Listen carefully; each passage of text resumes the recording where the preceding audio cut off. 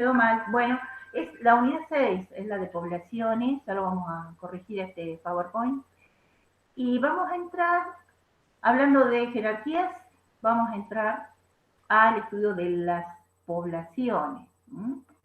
Como ustedes saben, las poblaciones ya las deben haber visto en alguna definición en Introducción a la Biología, pueden tener características como las que vamos a ver hoy. Esta unidad implica el estudio de la estructura y la dinámica básicamente de las poblaciones, donde podemos caracterizar la densidad como parte de los atributos o parte de la estructura de la población, las formas de distribución, la estructura etaria y de sexos de las poblaciones, en relación a la dinámica o cambios, saben que dinámica es cambios que se suceden en las poblaciones. Vamos a ver la natalidad, la mortalidad expresadas en tablas de vida y curvas de supervivencia. Esto se va a ver con un trabajo práctico también. Y la regulación intraespecífica de la población. Eso implica que la población tiene un potencial biótico, una resistencia ambiental, un crecimiento y estrategias. Vamos a ver las estrategias que tienen las poblaciones en base a esta capacidad de regulación intraespecífica que tienen, la estrategia, los estrategas y las estrategias de los ciclos de vida. Para definir, básicamente una población es un grupo, como saben, de individuos de una misma especie, es una unidad genética. Eso significa, por supuesto, la capacidad de dar descendencia fértil, un pool que comparten solamente los individuos de una sola especie, y habitan además una zona determinada, tienen una distribución espacial específica, comparten todos estos individuos una distribución. Cuando hablamos de una población y hablamos de un individuo, nosotros pensamos en una persona, por ejemplo, y si pensamos en animales, pensamos, bueno, en una especie e individualizamos muy bien lo que es, bueno, un ave, un pájaro de una especie determinada, como una unidad, como un individuo, como tal, ¿no? Con todo lo que eso implica. Pero cuando nosotros nos vamos a veces a, por ejemplo, las plantas y algunos animales, sabemos que a veces nos cuesta más hacer esta individualización. Existe, por ejemplo, en las plantas lo que se conoce como el crecimiento modular. Quiere decir que tenemos clones, básicamente. La clonación se da en las plantas. Entonces, si pensamos en el concepto de especie y pensamos a veces la reproducción sexual que está implicada en esta capacidad de reproducirse que tienen, hay como dos situaciones. La de dar descendencia fértil con un pool genético, y ya saben que dos individuos no son iguales genéticamente, o sea, no son idénticos, no son iguales. Y tenemos esta otra situación, como la que tienen, por ejemplo, las plantas que pueden reproducirse por un crecimiento modular. Esto lo tenemos que tener en cuenta porque hace después a los atributos que vamos a ver de las poblaciones en relación, por ejemplo, a la densidad, ¿sí? Entonces podemos tener dentro de las poblaciones individuos claramente o parentales, como ven acá. No sé si se... no sé si... Sí, ven, calculo la flecha. Este individuo que a su vez puede dar sus clones y a su vez puede tener, por supuesto, a través de los órganos de reproducción, dar otros individuos que no van a ser idénticos al parental, ¿sí? Bueno, esto no solamente ocurre en las plantas propiamente dicho, la capacidad de cortar una rama y plantarle que salga otra idéntica a la planta madre, un clon, sino también lo podemos tener, por ejemplo, en algunos animales, en este caso los arrecifes de coral, como como la profe mostró cuando dio ecosistemas acuáticos de agua dulce, también tienen esta capacidad, ¿no?, de reproducirse de forma, digamos, de tener clones, de tener este tipo de crecimiento nodular que le llaman. Bueno, como decíamos, vamos a ver características de la población. Yo di esa introducción de que la van a ver también muy claramente explicada en casi todos los libros. Cuando entramos en el concepto de población, necesariamente tenemos que tener claro que podemos tener individuos parentales y podemos tener otras situaciones, como la de las, por ejemplo, el crecimiento nodular en las plantas, ¿sí?, y la clonación en sí. En este caso, ¿por qué? Porque las características que tenemos en cuenta cuando estudiamos una población está, entre otras, la densidad, ¿sí?, la forma de distribución que tienen estos individuos de la misma especie y las estructuras etarias y de sexo, que es lo que vamos a empezar a ver ahora. ¿Se acuerdan que hablamos también de distribución en biogeografía? La distribución en biogeografía, como les dije, aborda el estudio de distintas entidades biológicas. Podemos hablar de distribución a nivel de familias, a distribución a nivel de géneros, órdenes y también de especies. De hecho, hemos hablado claramente de endemismos de algunas especies, cuando estuvimos mencionando biogeográficamente el concepto de distribución. Describe en este caso, como dice, el rango geográfico de la población o el área que encierra. Esto es muy importante porque nosotros cuando estudiamos una población, entre las primeras cosas que definimos es el área de distribución, ¿sí?, que no es a veces tan sencillo de definir. El área de distribución, como esta celeste que está puesta acá, que está delimitando un área, estos son individuos de una especie, podría ser plantas o podría ser algún grupo de animales, tiene una distribución en el marco de esta área y podemos a su vez calcular la densidad, que es otro atributo importante. ¿Dónde están distribuidos y qué densidad tienen? Acá tengamos en claro dos conceptos. Por un lado, la abundancia, que es básicamente la cantidad de individuos, los podemos contar, cuántos hay. Y por otro lado, si vamos a establecer un muestreo y vamos a considerar la superficie, ya estamos hablando de densidad, ¿sí? Número de individuos por unidad de superficie, claramente. Y por supuesto, acá este ejemplo que es el clásico que tiene el Schmidt, las distintas versiones, está mostrando justamente eso, la densidad de individuos, cómo se calcula en unidad de superficie. En esta superficie 1 tenemos 5 individuos, y en la superficie 2 tenemos 2 individuos, y en la 3 no tenemos ninguno. Y esta relación básicamente nos está dando ese concepto, ¿no? Que no parece fácil, pero mucha gente confunde abundancia con densidad. Son cosas distintas. Y en el estudio de los atributos de la población, en este caso, en el estudio de la estructura de la población, tenemos que considerar la distribución y la densidad como dos aspectos importantes para definir a las poblaciones. Abundancia, como decía, densidad de la población.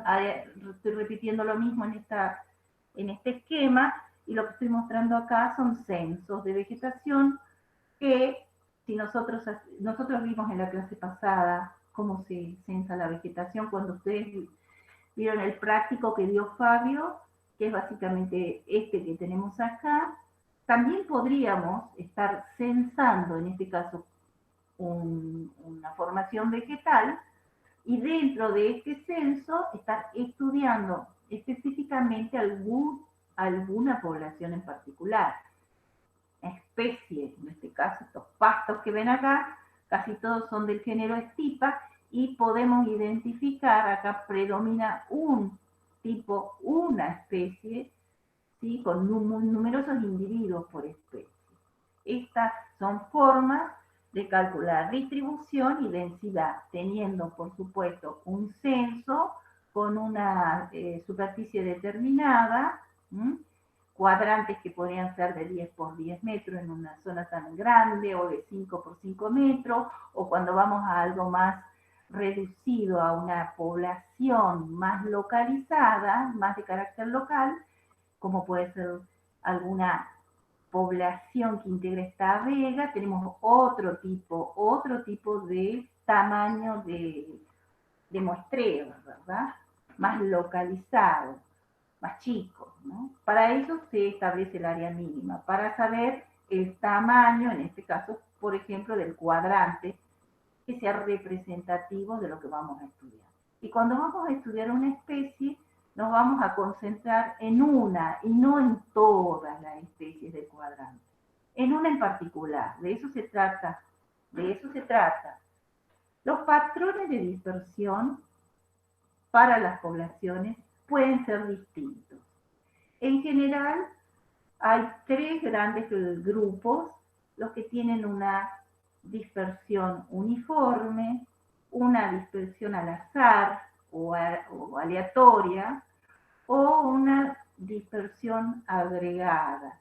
Esta última es la que más se da en la naturaleza. Nosotros, por ejemplo, las personas, somos respondemos a este patrón.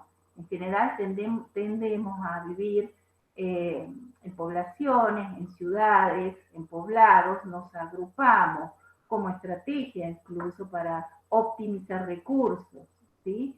Y con la cooperación y algunas otras cuestiones que tienen más bien que ver con aspectos culturales que hemos desarrollado nosotros, tendemos, en una primera instancia, la forma gregaria, éramos gregarios por defendernos también, para ayudarnos entre nosotros, ¿sí? Para cooperarnos. Bueno, esa estrategia de cooperación de los seres humanos los ha llevado a progresar en la historia evolutiva, por decirlo de alguna manera. Como nosotros, hay muchas conductas de distintas especies que tienden por una cuestión que tiene que ver con el aprovechamiento y la optimización del aprovechamiento de recursos, o como ustedes saben, tenemos rangos de tolerancia para vivir. Entonces, normalmente la distribución gregaria implica eso, que ahí donde están esos grupos están las condiciones óptimas de desarrollo de esas especies. Otra forma menos común es la aleatoria, y mucho menos también, bueno, no tanto mucho menos, la uniforme. Ya vamos a ver en competencia. Esta responde básicamente a estrategias que tienen los individuos para separarse y no competir, como podríamos pensar que acá estamos todos compitiendo por los mismos recursos. Acá están tomando una cierta distancia. Esto se da también en la naturaleza, lo podemos ver.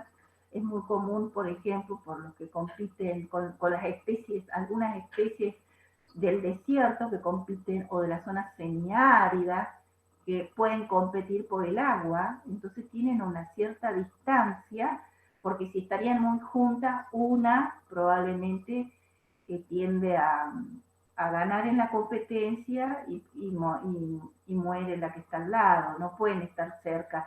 Tienen una cierta distancia de competencia. Lo mismo pasa con algunas especies de animales que compiten por el territorio, o compiten o en algunos momentos, por ejemplo, tienen patrones de distribución mixtos según el periodo, en el ciclo de vida. En algún momento son gregarios y en otros momentos pasan a tener este tipo de distribución los individuos de la especie, porque están compitiendo, por ejemplo, por la hembra, ¿no? Hay una situación de competencia que en algún momento en el periodo reproductivo lo lleva a cambiar el patrón, ¿sí? Entonces, básicamente tenemos estos tipos de distribuciones y es una cosa que tenemos que pensar cuando hablamos de comunidades, perdón, cuando hablamos de poblaciones, es cómo las vamos a estudiar.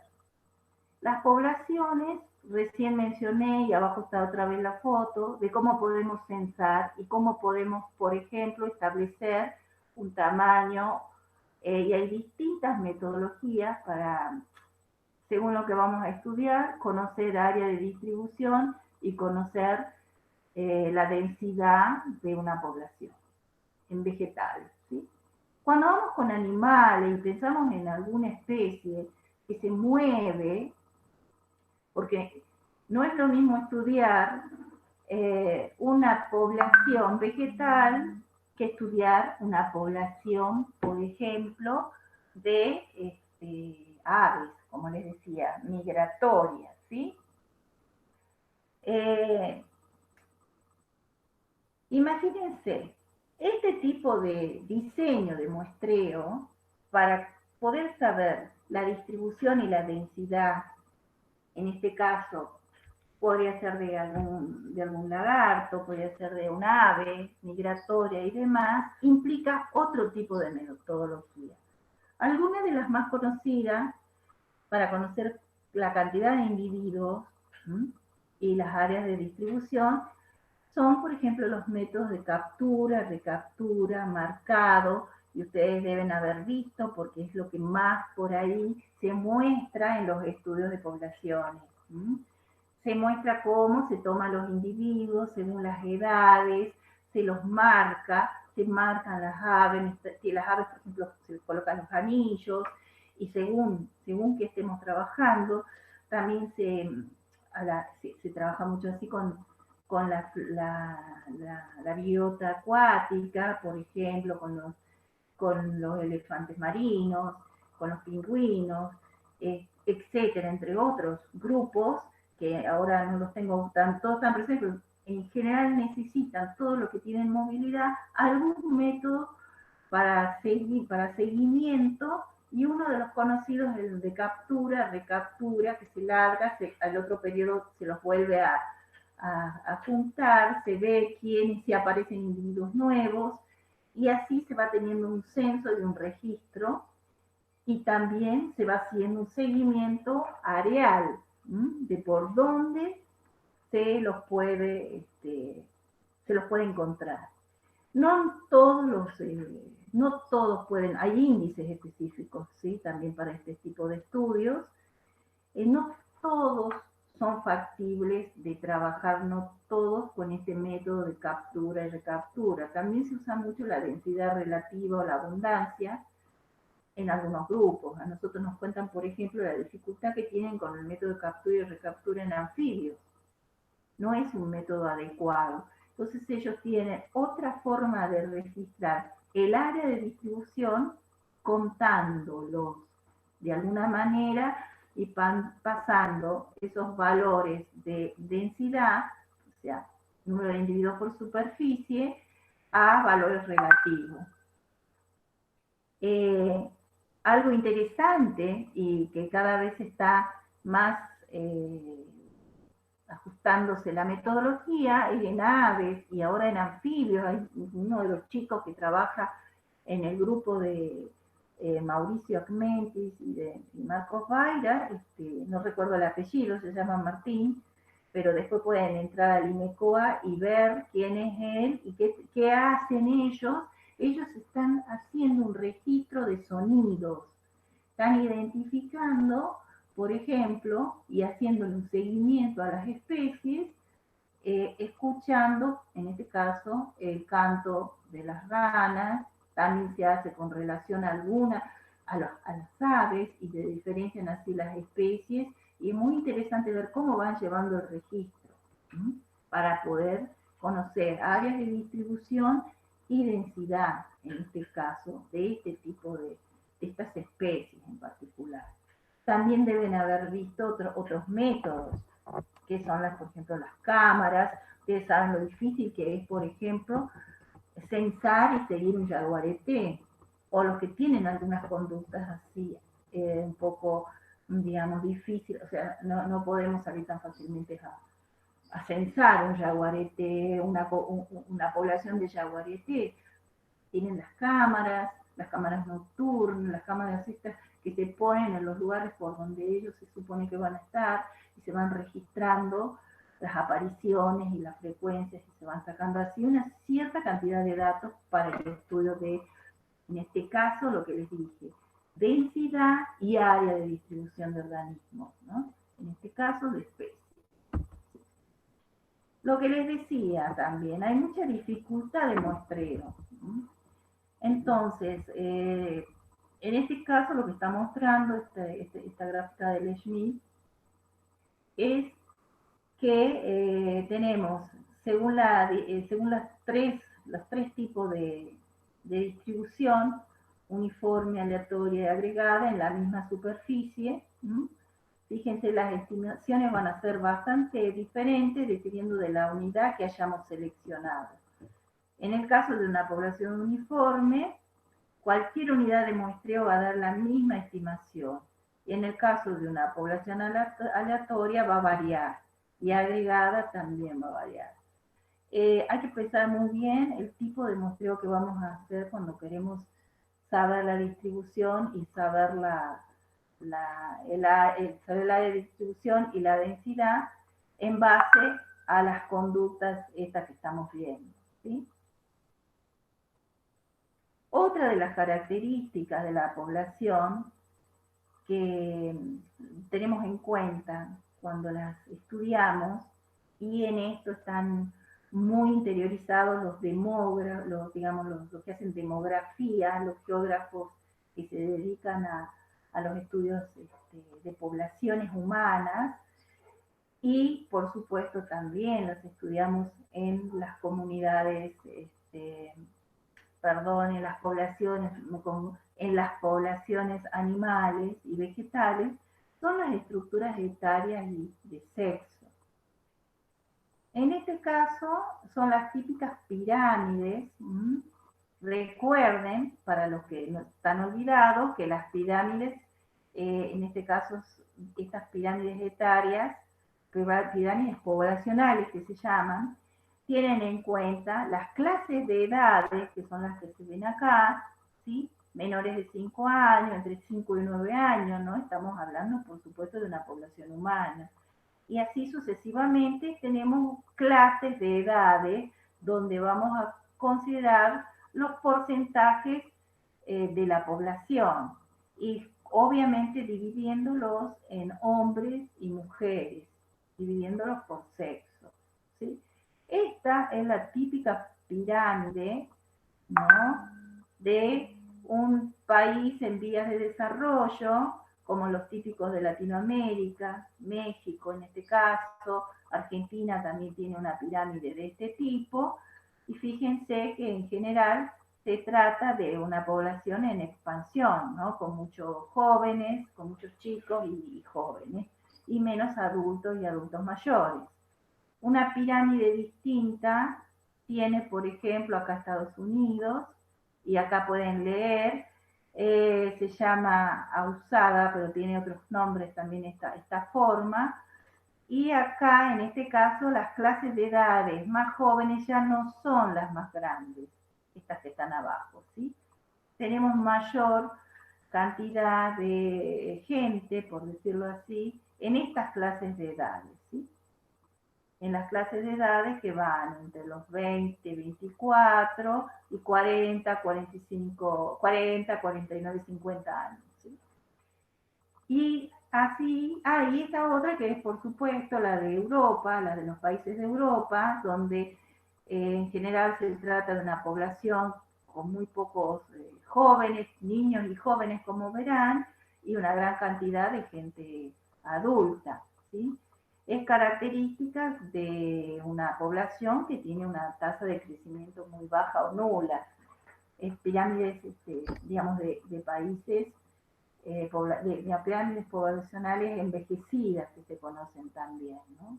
Acá también de vuelta, un esquema más fácil, más sencillo, de lo que es una población joven. Fíjense, como mostrábamos recién, de los países en bien de desarrollo, una población más estabilizada, como mostrábamos de Estados Unidos, y una en decadencia como la europea. Esta tiene más o menos una forma de urna, esta es la famosa forma de campana y la piramidal, ¿sí? Que son las clásicas pirámides poblacionales. Cuando nosotros, para poblaciones humanas, cuando nosotros vamos, por ejemplo, a una población, en este caso de un ciervo, de estos ciervos de California, y así como esto, vamos a poblaciones animales, esta en particular, vamos a tener en cuenta, tener en cuenta otros aspectos también, ¿no?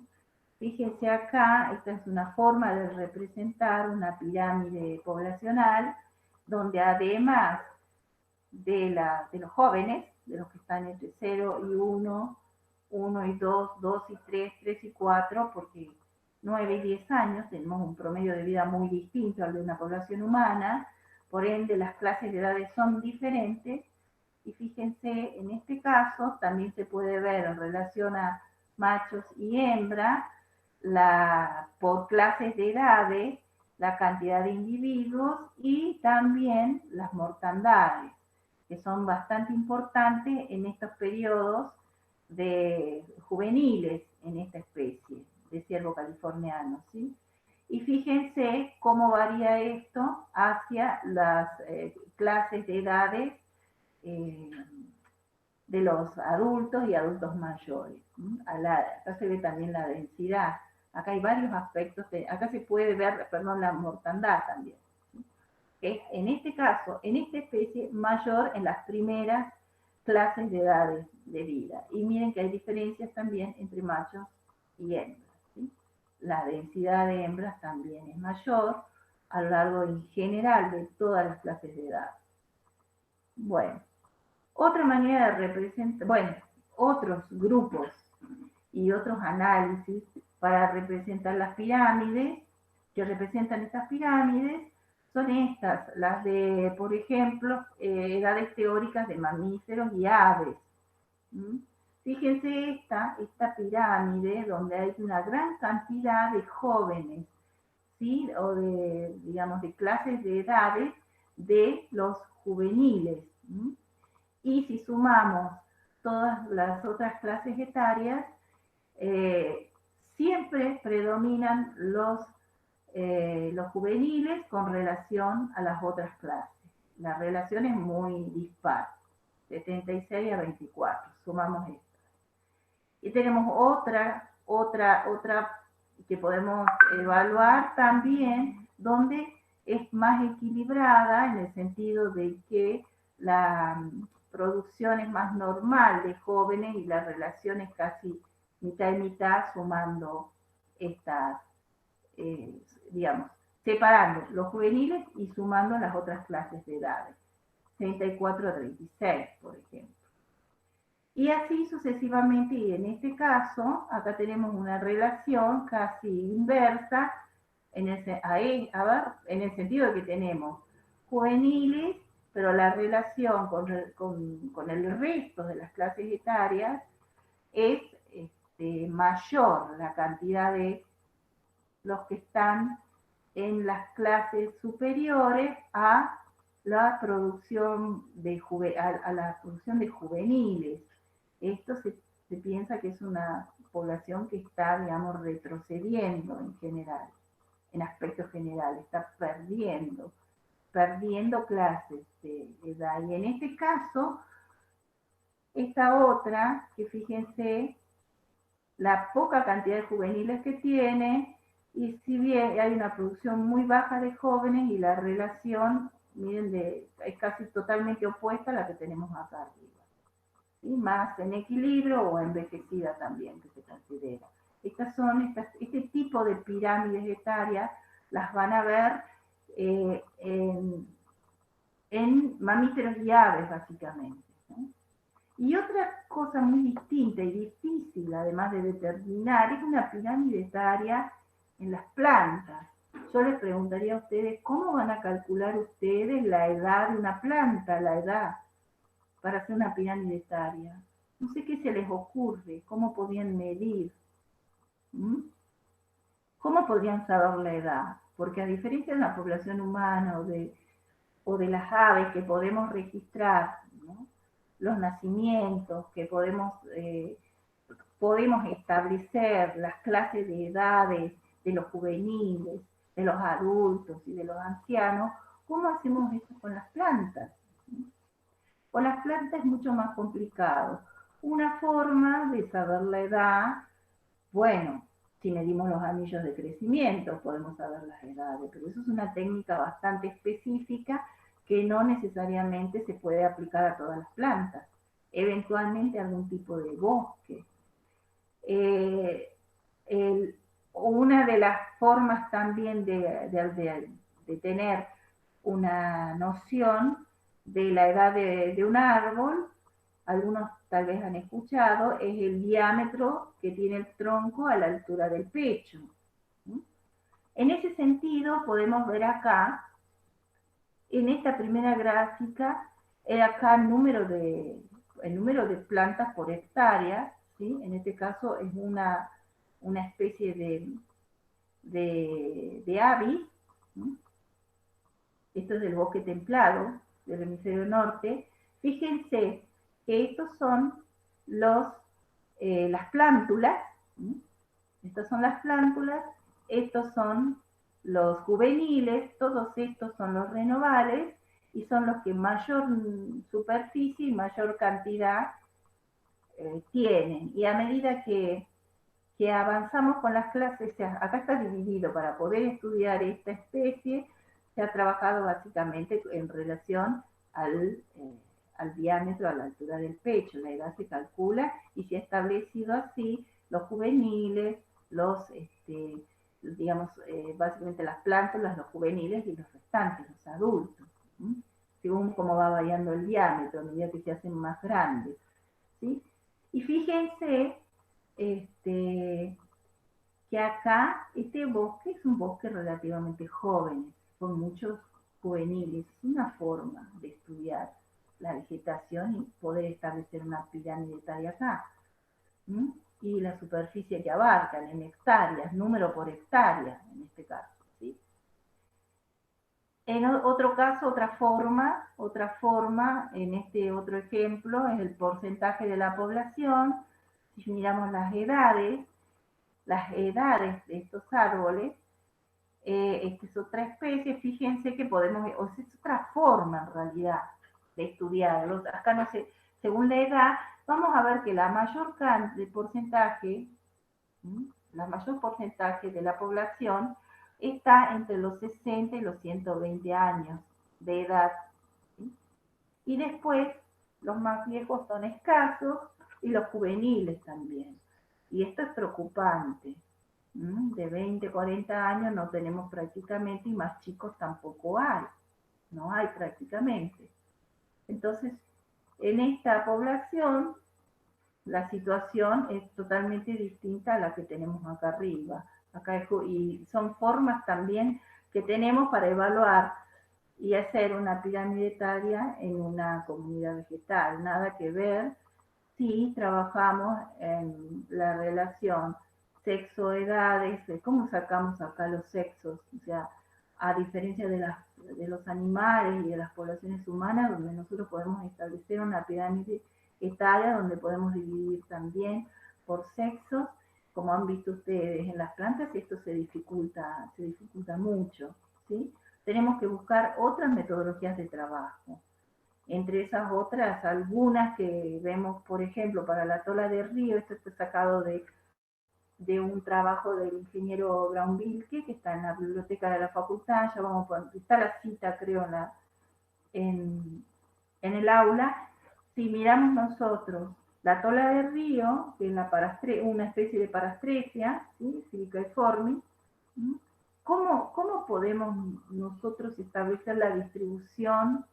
Podemos tener criterios por biomasa, ¿no? Y las edades, ¿cómo los estudiamos?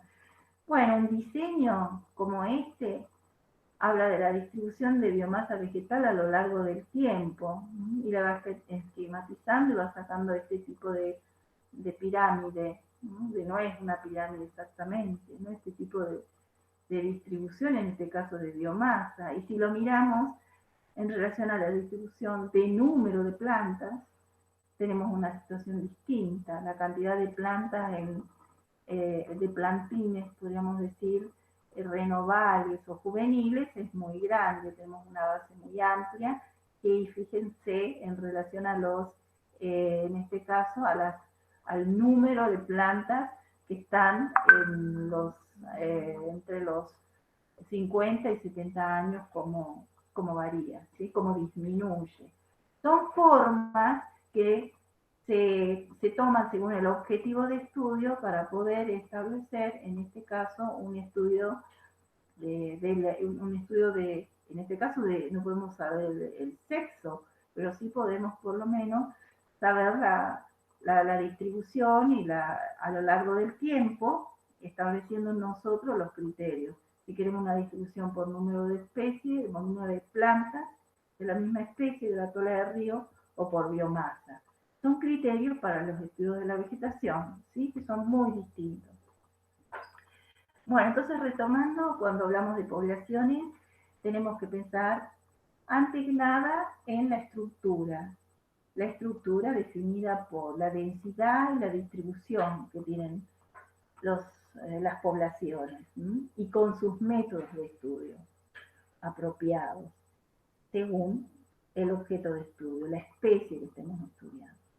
Otro aspecto a tener en cuenta, ya abordando la dinámica de las poblaciones, los cambios que se producen, es la regulación intraespecífica que tiene la población, atendiendo que hay un potencial biótico, una resistencia ambiental, un crecimiento exponencial, ¿sí? O sigmodio, como les decía.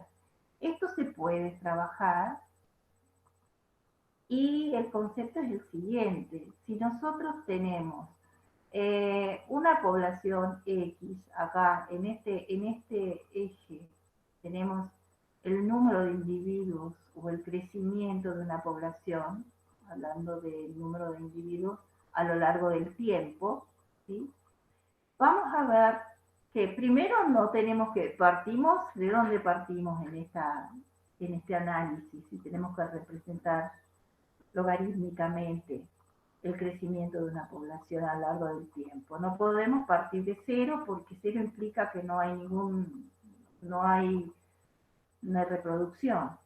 Tenemos que partir por lo menos de dos individuos de sexos distintos, ¿verdad? Y el crecimiento óptimo o el crecimiento hipotético o potencial es este que ven acá, el crecimiento exponencial, que es que la población va a ir creciendo indefinidamente en una situación ideal. ¿Qué significa una situación ideal? Que esa especie no tiene ningún tipo de condicionante al desarrollo a lo largo del tiempo, ¿sí? Se va a desarrollar, digamos, va a crecer en tiempo y espacio indefinidamente. Es una situación hipotética, ¿sí? La realidad es que, ¿qué pasa? Cuando esa población crece, en general aparece algo que se denomina como la resistencia ambiental. La resistencia ambiental es justamente lo que se considera como todo lo que está, digamos, todo lo que impide el desarrollo indefinido, en este caso el crecimiento indefinido de la población. ¿Qué puede ser la resistencia ambiental? A ver, ¿quién está conectado y puede habilitar el micrófono y decir qué cree que es la resistencia ambiental, por el cual una población no va a crecer indefinidamente y va a tener problemas, ¿sí? O condicionantes, digamos bien. ¿Qué puede ser un condicionante? Profe, puede ser que, por ejemplo, en la temperatura en la que está esa determinada especie esté a situaciones constantes donde no está dentro de los rangos óptimos para ella, o no sé, pienso también la Sí, depredadores, un cambio de clima, ¿sí? Un cambio de temperatura, el es aumento de depredadores también. Puede ser. depredadores, ¿sí? Factores que lo saquen dentro de ese rango óptimo donde de ella crecimiento. puede crecer, Por supuesto, puede reproducir. ser que lo saque dentro del rango óptimo de crecimiento. A ver, sí, seguramente puede haber varios factores. Uno dijeron temperatura, clima, puede haber Los otros, humanos, los humanos, pero esta la interacción, interveniencia humana, los animales. bueno, ¿saben qué es esto? Todo lo que están diciendo, los depredadores, interacciones con otras especies, ¿sí? Lo que están diciendo los humanos, nosotros estamos desplazando hábitats también, ¿sí? Profe, ¿los humanos seríamos esa curva de crecimiento exponencial? Ah, se pregunta, no necesariamente, porque también tenemos resistencia ambiental, no en todos lados tenemos condiciones óptimas. ¿Mm? Es más, me encanta eso que preguntó, porque se da para que charlemos incluso de las pirámides etarias, ¿sí? Claro, Y porque por ahí hablemos de la esperanza de vida y tanto que se trabaja ahora en poblaciones. Los humanos, indefinidamente, no podemos, tenemos límites. De hecho, hay lugares del planeta que no habitamos. La especie nuestra no está distribuida 100% en todo el planeta, ¿no? O sea, en los polos no vivimos. Tenemos rangos de tolerancia, como ustedes saben. ¿Mm? O sea, no tenemos una curva exponencial de este tipo, y mucho menos los lugares donde hay extrema pobreza. ¿Mm? Tenemos otra clase de curva. Ustedes mencionaron si nosotros estamos, por ejemplo, si esta fuera una especie de ave o una especie, pónganle un nombre, no sé, piensen en una especie. ¿Qué sería lo que le impide crecer indefinidamente a esa especie? Por un lado, lo que dijeron ustedes, hay cambios de temperatura, de humedad vinculados al clima. Alguien dijo depredadores, obvio. Alguien dijo humanos, obvio. Y algo que incluso se trata, esos son como resistencias y como condicionantes externos. Pero si nosotros pensamos en cuestiones, o sea, externos que vienen del ambiente que rodea, ¿sí? Si nosotros pensamos en cuestiones intraespecíficas, ¿sí? En la regulación intraespecífica dentro de la especie, profe, entonces, intraespecífico, no sé, estoy pensando, podría ser que dentro de la población y en el área en la que están se acaben recursos. perfecto. Falta de un recurso, ¿sí? Eso puede ser un condicionante y es un problema que está en cierta medida desplazando esta curva de crecimiento de la población. Falta de un recurso alimentario, falta de condiciones. Hay otra cosa también, hablábamos So- de, a ver, sobrepoblación, la esta sobrepoblación de sobrepoblación, muy bien, todo eso. El hacinamiento, ¿sí? Va a producir mortandad, va a desplazar la curva. Todo eso es la resistencia ambiental. Todo lo que está impidiendo que la población se desarrolle exponencialmente en este crecimiento ilimitado, en la famosa curva en J, que le llaman también exponencial. Es la competencia intraespecífica, todos los condicionantes externos del ambiente que ustedes mencionaron, pero hablando intraespecíficamente tiene que ver con la competencia por el recurso alimentario, la competencia por el espacio, por la hembra, digamos, hay una serie de, eh, de factores intrínsecos, ¿sí? Que van a estar condicionando esto. ¿Qué es esto que está acá, este desplazamiento? Esto se denomina resistencia ambiental, ¿no? Y no dice acá, pero se calcula, ¿no? Se calcula también. Y en el caso de el desplazamiento de esta curva, fíjense que pasamos a una curva en S, que es la normal, este es el crecimiento la curva de crecimiento logístico.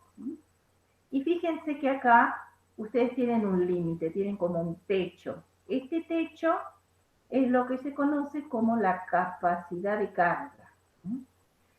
La capacidad de carga que está representada con una letra K, después la van a ver.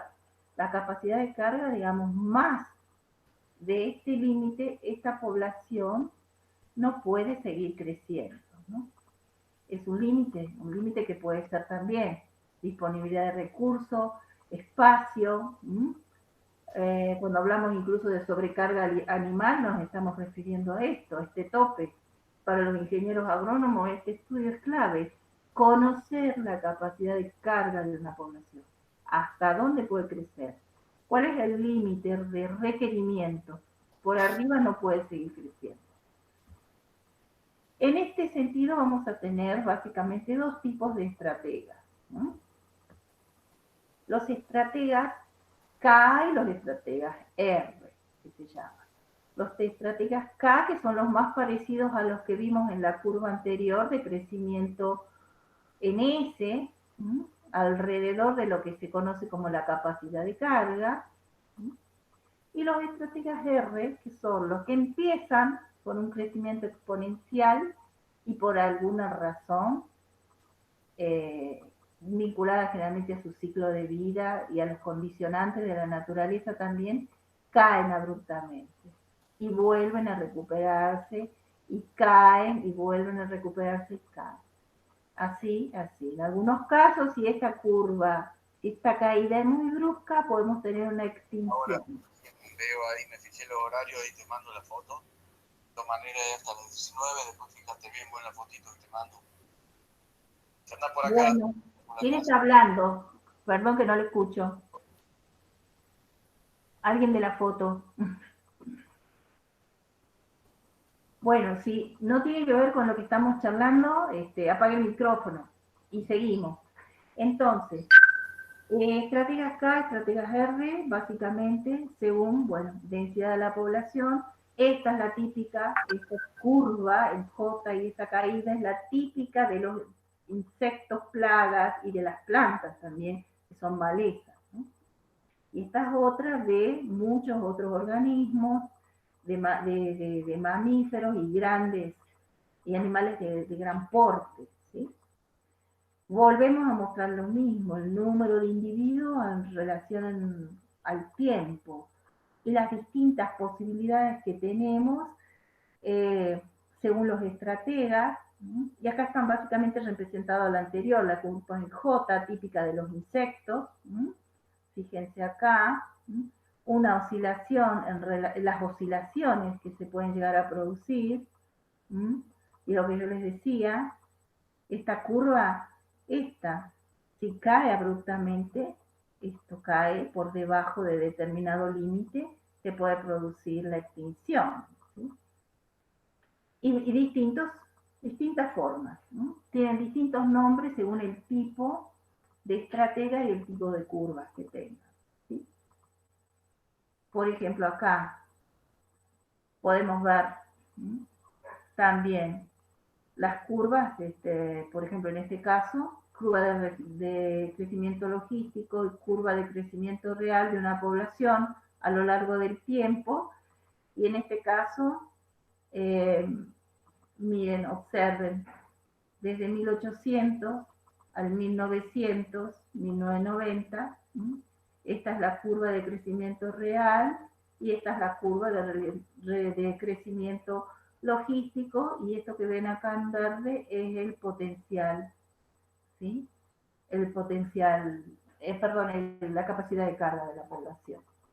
Acá lo mismo, distintas poblaciones, no puedo leer el cartel, ustedes lo pueden leer abajo, esta figura del Schmidt, pueden ver los distintos tipos de curvas que pueden encontrar en la naturaleza. Siempre es lo mismo, la población, el crecimiento de la población en relación al tiempo. Y K, que es la capacidad de carga.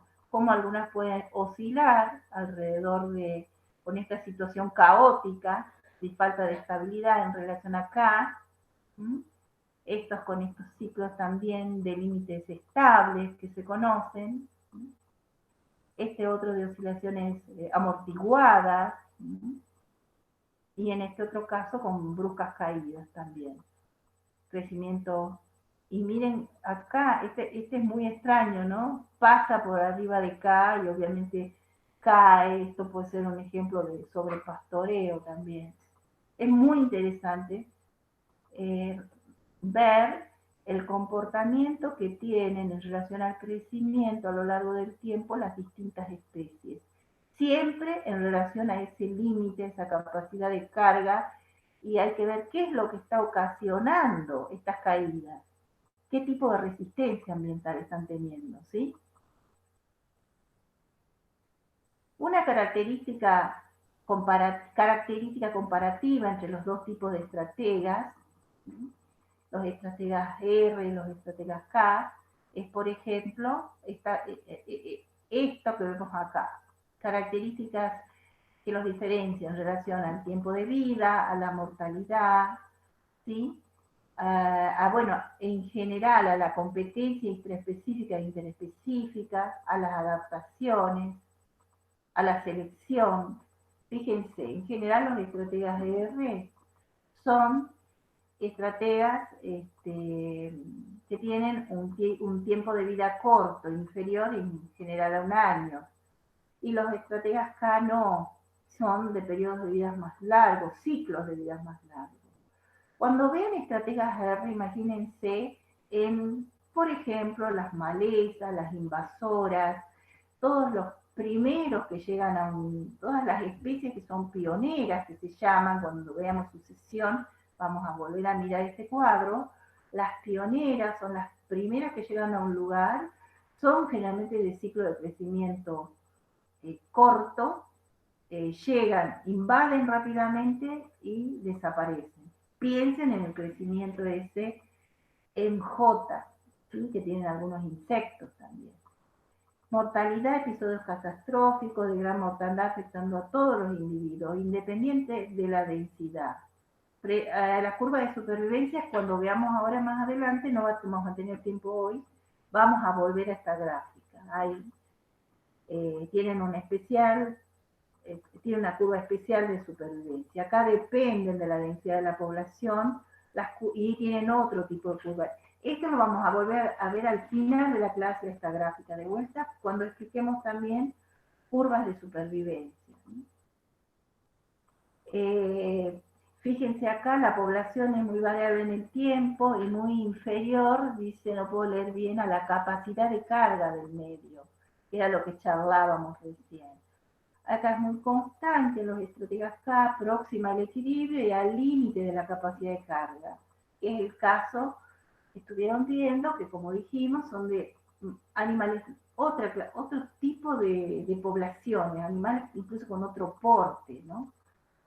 En cuanto a la competencia, estos organismos son poco competitivos. Rápidamente también por eso decaen. Para ellos, cuando le aparece un competidor, es casi un evento catastrófico. En cambio, estos son más especializados y son mejores en la competencia. Saben, digamos, no es que saben, han adquirido estrategias a lo largo de su historia de evolución que les permite ganar en la competencia en general. En cuanto a las adaptaciones, los estrategas R en general son, como yo les decía, colonizadores y son eurivalentes. ¿Se acuerdan? Euri y esteno. Bueno, estos son los famosos eurivalentes, ¿sí? Pueden colonizar diferentes tipos de clima, se adaptan rápidamente a cualquier condición extrema, a toda clase de condiciones. En cambio, estos otros son estenovalentes en general y necesitan más estabilidad. Digamos, tienen adaptaciones para condiciones predecibles, como se dice. Son muy vulnerables a determinados cambios, porque están muy adaptados a su entorno. Bueno, en cuanto a la selección, en este caso, en las estrategias de R, favorece el desarrollo rápido, la madurez precoz, la producción única, elevado potencial biótico, que es un poco lo que les decía, potencial biótico elevado del crecimiento en J, son organismos de tamaño pequeño, no puedo leer lo que dice abajo, ustedes sí. Y en relación a los estrategas K, desarrollo lento, madurez retrasada, reproducción cíclica, capacidad de competitiva y eficacia importante y mayor tamaño. Bueno, hasta acá vamos a llegar hoy, en la clase de hoy, ¿sí? Yo les pasé la presentación completa, ¿m? Para que ustedes puedan ver, pero por el tiempo y por el pedido de los compañeros de terminar a las 17 horas que ya nos pasamos, vamos a dejar hasta acá y en la próxima clase, después